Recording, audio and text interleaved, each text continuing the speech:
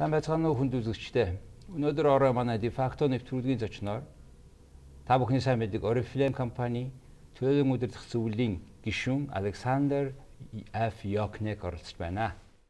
Александер F. Йокник, Орифлейм компаний удирдах зөвлөлийн гишүүн, Орифлейм сангийн тэргүүн Александер F. Йокник. 1999 оноос хойш тус компанид тасралтгүй ажилласан, Швед улсад үйл ажиллагаа явуулдаг, хэд хэдэн компанид хөрөнгө оруулсан бөгөөд удирдах зөвлөлийн гишүүнээр ажилладаг. 2007 оноос хойш буйны үйл ажиллагаанд идэвхтэй оролцуулсан. Швед улсад төрсөн, Стокгольмын эдийн засгийн сургуульд бизнесийн мастер зэрэг хамгаалсан. Эхнэр 2 хүүхэдтэй. Чөлөө цагаараа гүйх, теннис тоглох, заваар аялах дуртай. Good evening. Good evening. Thank you for coming to this program. Please tell us about, what are you doing in Mongolia? I'm happy to be in Mongolia, and I work with Oriflame Cosmetics, and we are celebrating our 10-year anniversary of our business here in Mongolia. Overall, how many years Oriflame is in the business? We have been established here for 10 years.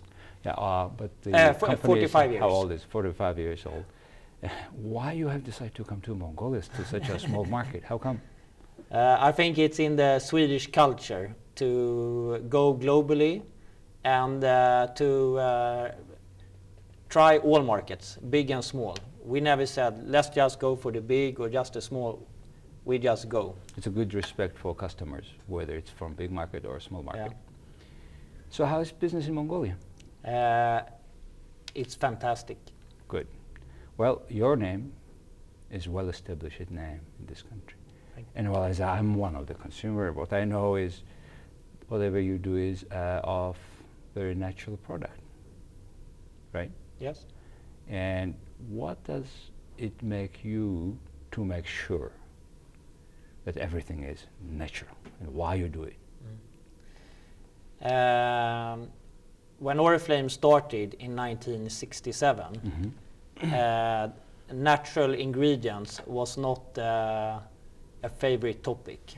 Then I think the chemicals was the heroes. It was a new era, and but my father and his brother and their friend coming from Sweden, we have a lot of nature in Sweden, and they felt that natural ingredients must be safer and healthy, and they said let's respect as much as we can natural ingredients in our I visited your country, wonderful, a lot of lakes, beautiful forests, probably you have a lot good ingredients. But where's your production lines? We have production lines in many countries, and it's we have one in Sweden, of course. We have one in Poland. We soon have 2 in Russia. We have one in India. We have one in China, and we have production suppliers all around the world.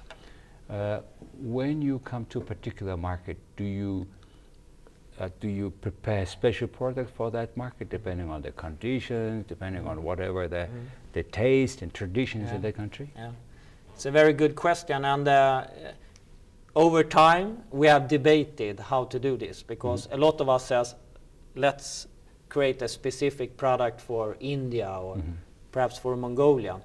But we have found that it's more important to have one global range where we have one strict policy of quality and ingredients, so we can guarantee exactly the same product here in Mongolia as in Sweden, as in Germany, as in India.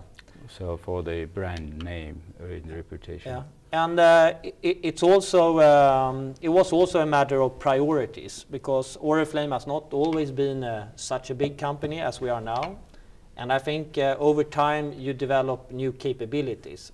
How many people altogether do you employ, in how many countries? Yeah, we are 8,000 employees in Oriflame, and we are operating in over 60 countries. And 10 years ago, how you have decided to come to Mongolia? What made you to come here? I think it was a sequence of steps. The first step was that my father and his brother realized that something is changing in Eastern Europe and the old Soviet Union. The politics is changing, and this was in '98. and we decided then that we want to be the first to go in there because it's a huge opportunity, and so we were the first in there. And when we came to all these countries, we realized that people in Kazakhstan, for example, also love the products. And then we came to Kazakhstan and said, oh, the people in Mongolia like the products. So we just kept going as fast as we could. And so we are now in so it took us about 5 years to come all the way to Mongolia. But it's quicker than the competition. Competition. Who is your competitors? We have two types of competitors. One is traditional cosmetics in the store, and the other one would be other direct sales companies. And I would like 1/3 is always to compete against yourself. I think we we always put a lot of pressure on ourselves, especially my father. He always wants to move forward and improve the company. So. What makes him to that demand, to make such a demand all the time? Because it should be a lot, ups and downs for the last 45 years. And you are now in so many countries, and in a company it keeps going on and very successfully. What is the secret of that success, you think? As a board member. The drive to never give up is not something you can take. It's a personality. True. And when they started in 1967, they were looking to start their own companies. They had good jobs, one at Coca-Cola and I think one at Polaroid of the brothers. But they said, we want to run our own business. And like my father says, business is all about taking care of troubles. If you're a businessman, you know that something happens in the morning and something happens in the afternoon. But you just keep going because you never think twice. It's in your personality. You said you are competing with the traditional products in stores, but however, what makes you different, at least in Mongolia, is this direct selling. Exactly. And somehow people are getting addicted. Either or sellers too and buyers too. What makes them that? Again, there are two categories. One are the consumers. I think the consumers see that we are high quality and fairly affordable. We always try to be affordable luxury. That's our motto. But and on average, I think we are affordable. So I think people see that and therefore like it. When it comes to the direct sales network, they are independent entrepreneurs, and when they start building their own thing, when they start to get the self-confidence to introduce themselves to someone else, that just creates a lot of energy. And it's not about Oriflame, it's about themselves, I think. Please tell us about your schools so that our audience understands what does it take education-wise to be at that level. To be a sales consultant in Oriflame, you don't need. I think that's the key. We don't have any requirements. You can be a man or a woman. You can be old or young. You can be black or white. Everybody, but you get nothing for free. It's all up to yourself. You start, and we used to say that those who come in and feel the smallest sometimes become the biggest entrepreneurs. Tell us the success story. One abroad, one in Mongolia. Of course, the biggest success story of Oriflame is a lady from Russia. Her name is Tamila Polisheva. Moscow.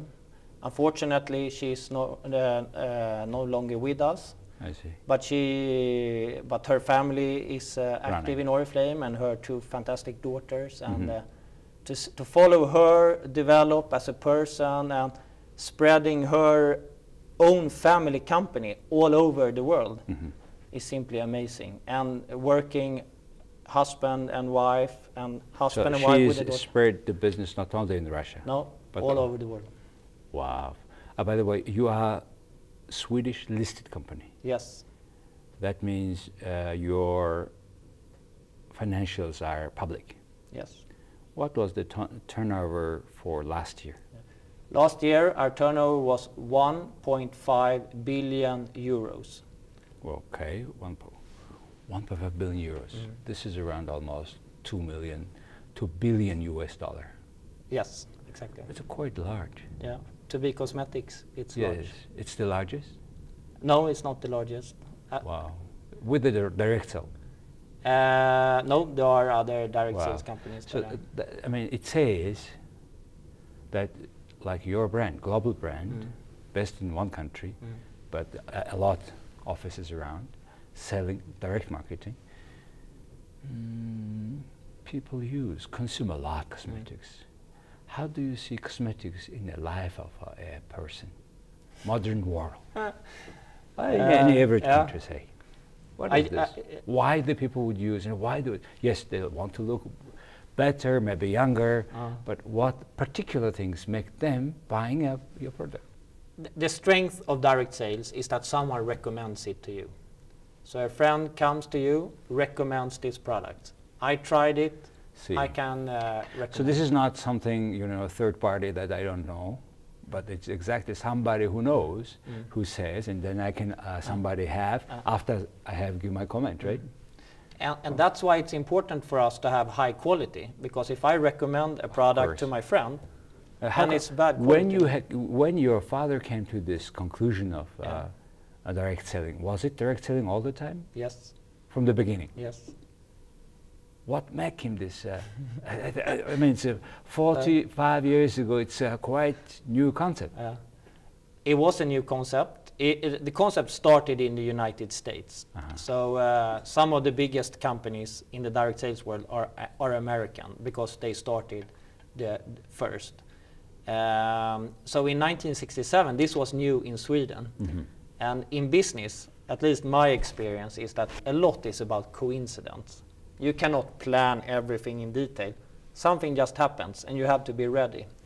And in 1967, my father, his brother, they actually was introduced to direct sales by their third brother, who was a sailor, but very curious. And he said, well, I heard about this direct sales, and he started up something, but he said, it's too complicated for me. Cannot you try this? And they said, well, they really wanted to start. At that time, they already had the product? No. Starting. They had an idea. Okay. And they had, I think, around 20 strong women who wanted to start this business as well. We know in Mongolia, Sweden, we imagine, I mean, well, those who visited one thing, those who had not visited yet. Sweden, we know Volvo, we know Abba, we know now Oriflейм, and how much the Swedish use and accept your brand inside of the country? Oriflейм was very successful. Inside? Inside, from the beginning. And I think we were probably, and then already year 2, we started to start other countries because they were so focused. I see. I think this is an interesting similarity to Mongolia. Sweden is not so many, and they immediately realized if we want to become big and create a really strong business, we have to look outside Sweden. Well, let me ask some personal questions. Yeah. Are you married, family? Yeah, I'm married to Caroline, and we have 2 kids, one son, 10 years old, Christopher, and one daughter, Clara, who is 6 years old. See, when you were born, the business started, and you were probably growing up very successful business in one of the richest family in the country. But however, it does not stop you working hard, I understand. You are traveling and you are visiting many countries to visit, actually. What do you need? Why? I mean, you can buy, you can afford. You have on plane, on many house probably, and what else drives you to do more and more businesses? I think we all want to feel a meaning in life. What is the meaning? What is the meaning of your life? meaning is to do something meaningful. And buying a house is good, feels good for a while, but it doesn't really create a meaningful life. And material needs is not completely and always meaningful. Yes, it's a very nice component, absolutely. And and that means probably this idea, what you said, meaningful, probably goes beyond your family, your country, global, because you are a global company. How do you understand this meaning of global corporation, and you are in charge of this? To operate a global company, it takes two things if you want to do it successful for a long period of time. Of course, you need to be successful in selling your products, but you need to combine it with responsibility. And I think in the world where we live now, where the corporations are so big and they are global, they need to take another look at responsibility compared to 20 years ago. Then they could say they could not influence so much maybe, and they didn't have to take the responsibility. Today, I think the future of many things in the world is dependent on big corporations doing their business successfully, but in a responsible way, in a sustainable way, you could say. Well, then how you would describe good governance, good corporate governance? Yeah. If I only use one word, it's trust. Trust everywhere. Yeah. To everybody. And how do you create trust? I think it's being consistent. So you say one thing and you deliver. Integrity. Integrity. And you do this over time. And also another thing about trust is dependent on transparency, for example. Yes. Do I say one thing and you read something else, or you meet me and then someone else from Oriflейм, you hear different things? That would not be very good for trust. But I believe 100% that in Oriflейм we are as transparent as you get, and it's our life. And good, well said. What makes you, as an individual, as a just human being, as another of us, feel very happy in life? I must say that my kids make me happy, because it's also part of the meaning. It's very specific, and I have a responsibility to raise these kids, and together with my wife, and that's one thing. And then I have the professional side, when I can go to Mongolia and tomorrow we have a big meeting and recognize independent family business owners who are growing as a person. Of course they get money, that's very fun, and to give that to them, but it's equally fun and rewarding to say, congratulations, you reached this level that you thought was not possible. And now you invited your husband to join your business, for example, and now your kids can. Right. For me, that's that's why I travel here. Great. So the feeling of happiness in another family, that is because you are close with you. Good. What makes you completely unhappy? Sometimes, of course, if you have high demands on yourself, you are worried that you will not deliver. But that's good. We call it in Sweden, we call it Luther. Luther. He is there chasing you, making sure that you don't become too lazy. And was it any such a case?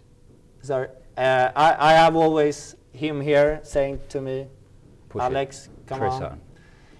I must say that you can create a culture in your family that can be pushy but constructive.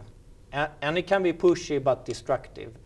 And I'm very thankful to my father that he created an environment that is ambitious but very constructive. And you understand what I mean? Yes. Let's back to business now. We talk about global warming and deforestation in Mongolia. You know, we are many lakes disappearing, and we are sometimes very bad relations. We do relate badly with our nature, our ecosystem-wise. What can we do? What is your opinion to preserve the world better, more green? I'm personally very worried about global warming and the ecosystems, because now we used to be 1 billion people on the planet. Now we are 7 billion. Yes. And it's the aggregated stress on the planet is becoming too much. Having said that, I think it's very natural for Mongolia now to say, okay, we have this opportunity with the mining, and you should take it, just like we did in Sweden. But you should look back at what others did wrong, and you said, how can we do this as sustainable as possible? And the better systems and planning you do, the longer the wealth will last. In Sweden, the mines are not active anymore. So Sweden went through a phase where we thankfully built a welfare system on that, and then we moved on to other areas of industry.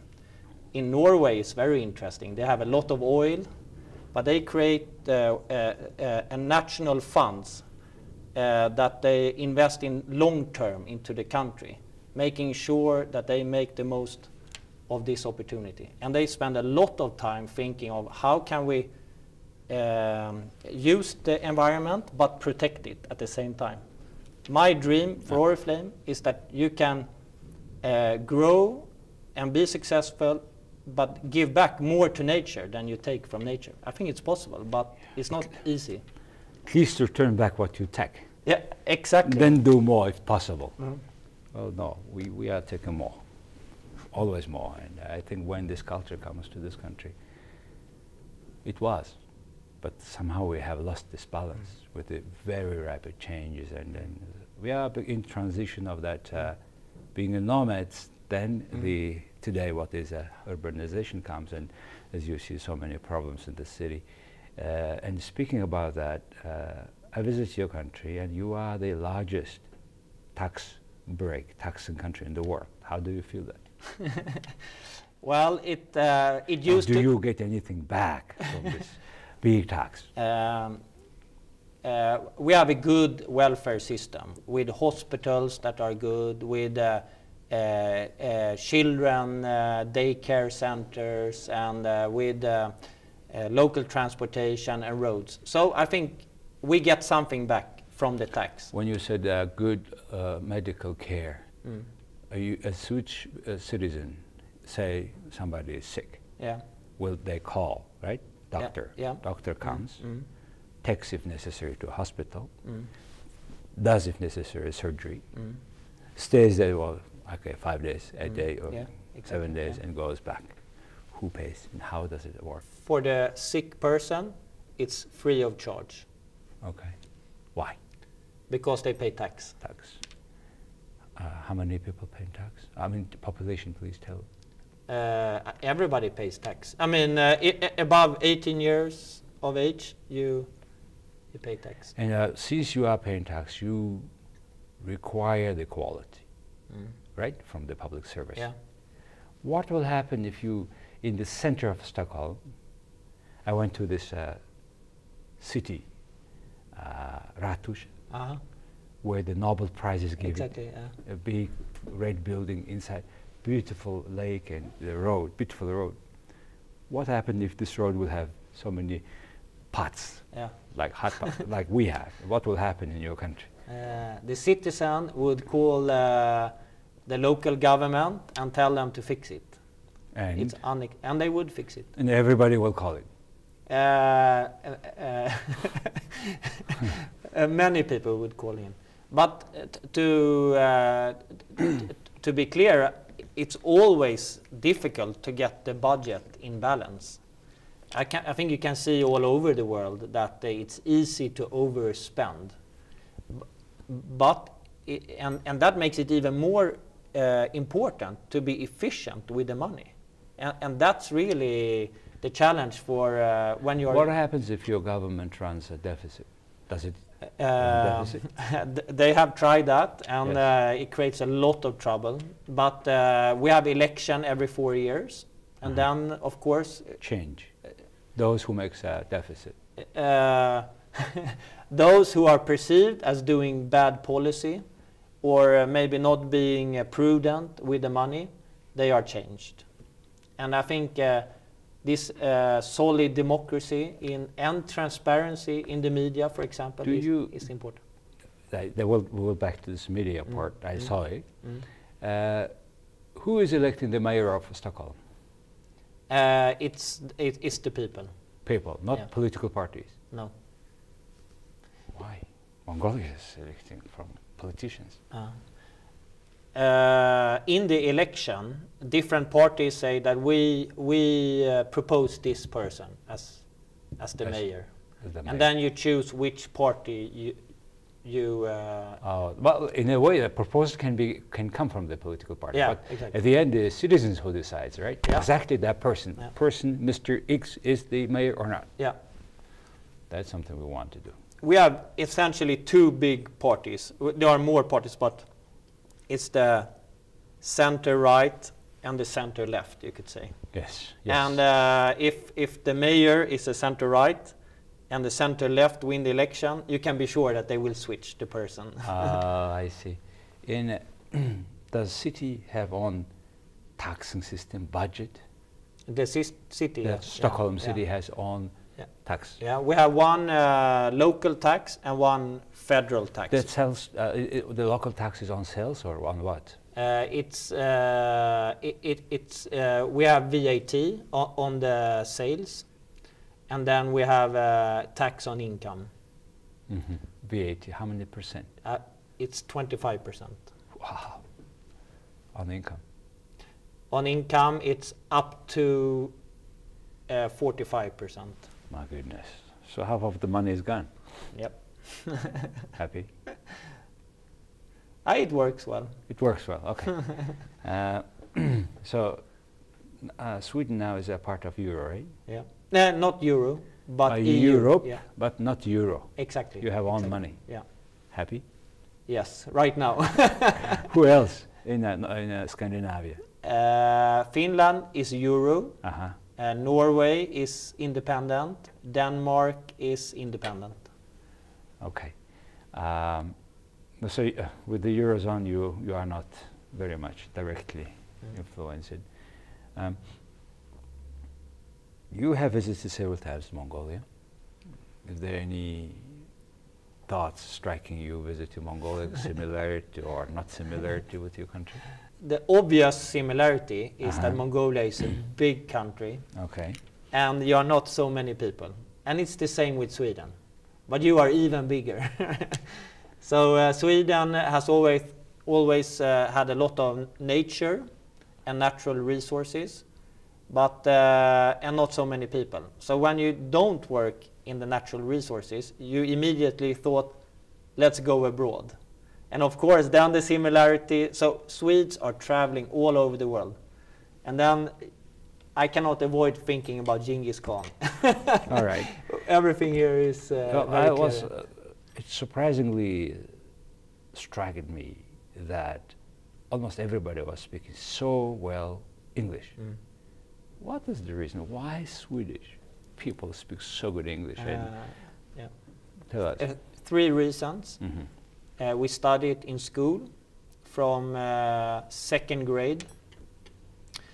Many people go abroad.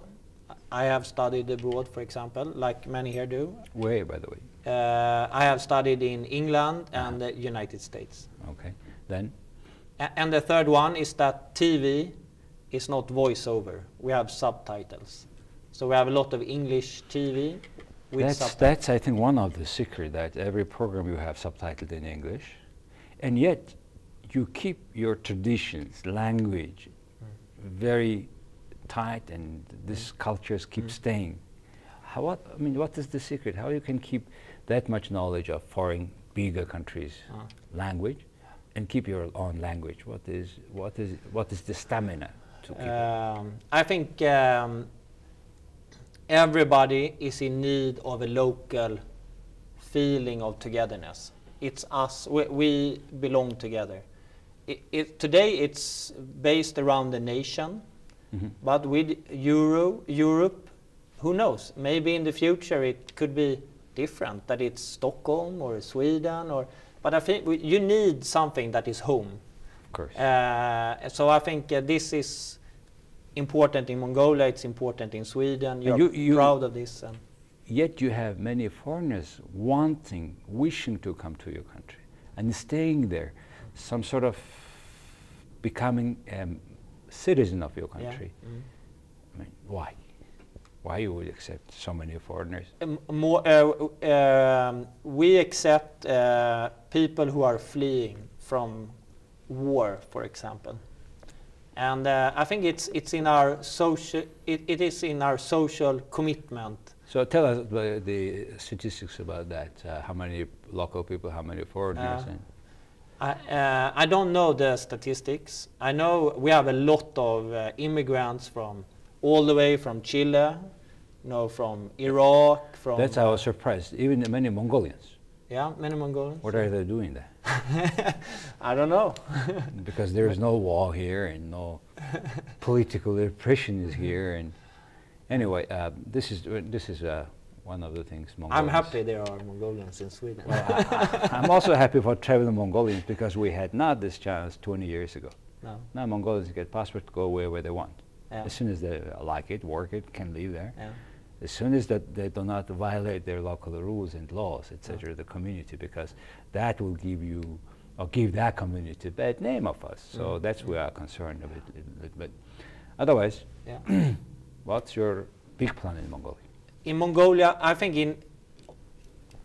in business, as always, you need to continue to improve in all areas. Yes. And the big plan for Mongolia is just to keep working hard and make sure that we give the network the tools they need to be successful. Okay. The tools they need to build their own successful family business. And in products, we have a lot of exciting news in cosmetics, but also in wellness, which I feel very strongly about.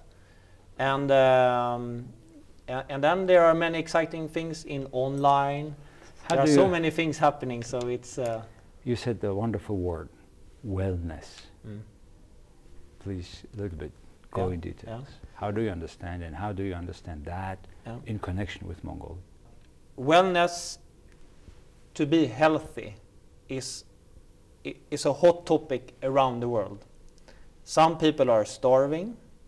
Some people have a struggle to find clean food, safe food, and some people are just too big. And all of them want to be healthy. All of them want to be healthier, but and in Sweden we want to make sure we are healthy as well.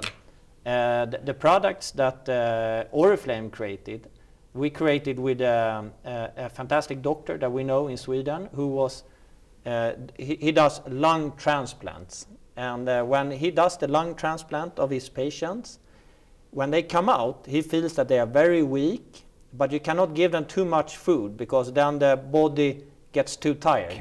So he created this protein powder that has just enough calories to keep you going, but not more. And of course, making sure that these ingredients are safe and clean. So it's not no magic. It's just the right amount of food and safe food, and then it's up to you to make sure that... That's what we want every Mongolian having this good food and take care of themselves, and with this health altogether we want to call also wellness. And by the way, do you run? How you keep this fit? Do I look fit? Yes. Great. Primarily running. How many kilometers and how many days? I try to do something every second day. So hopefully 3-point-some times a week. So am I. It's a good goal. Change it and do it, and that gives you stamina for a day. And so running, and then I like tennis, and I try to go to the gym. My wife, she wants to. I like running, and my wife says, "Why don't you do some muscles?" And wow. So all right, it's so important that we know who is behind this product, which is popular and which people like it, And we see also a lot Mongolians, ladies, being occupied, employed indirectly in a way, and yet they're finding benefiting the opportunity of market economy. We're free to do. And as soon as it doesn't violate the needs, which is not the case, the people buy it and people like it. So I would like to wish you and your company good success in Mongolia. Thank you very much. And say hello to your children. Thank you. Thank you Thank you for coming. being here. Thank you for enabling me to be here in your show. Thank you very much.